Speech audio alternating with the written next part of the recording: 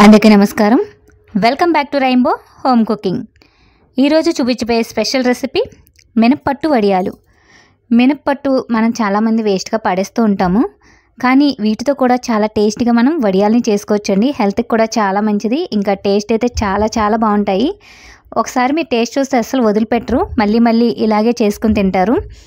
Taste అయితే చాలా బాగుంటుంది. వీటిని చేసుకోవడం కూడా చాలా ఈజీ. సింపుల్గా ఎలా చేసుకోవాలో చేసి చూపిస్తాను. ఈ రెసిపీ కోసం నేను మినప్పట్టుని 4 కప్పుల వరకు తీసుకున్నాను. మనం ఎక్కువగా ఇడ్లీకి దోశకి అలా చేసుకునేటప్పుడు పట్టు వస్తుంది, ఒక్కసారిగా అయితే ఎక్కువగా రాదు. మినప్పట్టుని శుభ్రంగా 4 సార్లు కడిగేసుకుని గట్టిగా పిండుకుని ఒక బౌల్లోకి వేసుకోవాలి. వాటర్ లేకుండా గట్టిగా పిండుకోవాలి. అక్కడక్కడ మినపప్పు ఉండిపోయినా పర్వాలేదు, వడియాలతో పాటు మినపప్పు ఫ్రై అయ్యి టేస్ట్ చాలా బాగుంటుంది. మినపట్టు నేను 4 కప్పుల వరకు తీసుకున్నాను. దీనికి మినప్పిండి కొలత అవసరం లేదండి. నానిన మినపప్పుని ఒక అరకప్పు నేను పక్కన పెట్టుకున్నాను. దీన్ని మిక్సీలో కానీ గ్రైండర్లో కానీ మెత్తగా గ్రైండ్ చేసుకోవాలి. గారెల పిండి కంటే కొంచెం పలుచగా, అంటే మరీ గట్టిగా కాదు, అలానే మరీ పలుచగా కాకుండా దీన్ని గ్రైండ్ చేసుకోవాలి. మెత్తగా గ్రైండ్ చేసుకోవాలండి.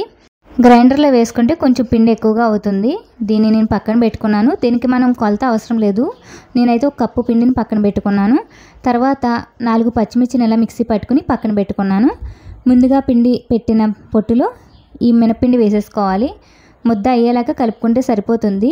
పిండి మరీ పలుచగా లేకుండా అలానే మరీ గట్టిగా లేకుండా చూసుకోండి.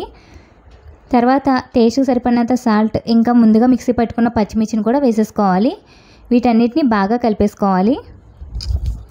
పచ్చిమిర్చి కారం వేసుకోవడం వలన కారం కారంగా చాలా బాగుంటాయి. ఈ వడియాలు పెద్ద శ్రమ లేకుండానే మనం పెట్టేసుకోవచ్చండి. మినపట్టు ఉంటే చాలు, చాలా ఈజీగా వడియాల్ని పెట్టేసుకోవచ్చు. ఎండలో కూడా చాలా త్వరగానే ఎండిపోతాయి. ఎక్కువ డేస్ కూడా పట్టదు. 1 డేలో, ఎండ ఎక్కువగా ఉంటే 1 డేలోనే ఇవి ఎండిపోతాయండి. క్రిస్పీగా చాలా బాగుంటాయి.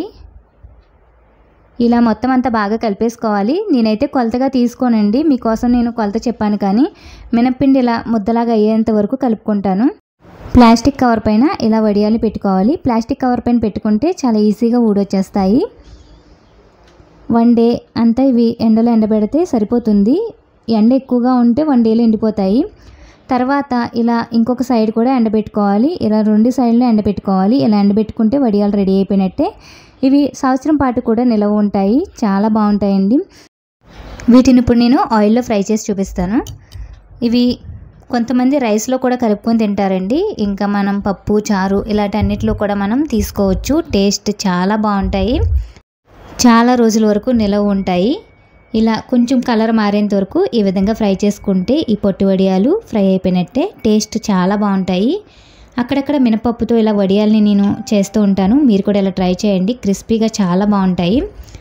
మినపట్టుని పడేయకుండా ఇలా ఈసారి మీరు ఇలా పొట్టు వడియాలి ట్రై చేసి చూడండి. మీ అందరికీ చాలా బాగా నచ్చుతాయి. Thanks for watching.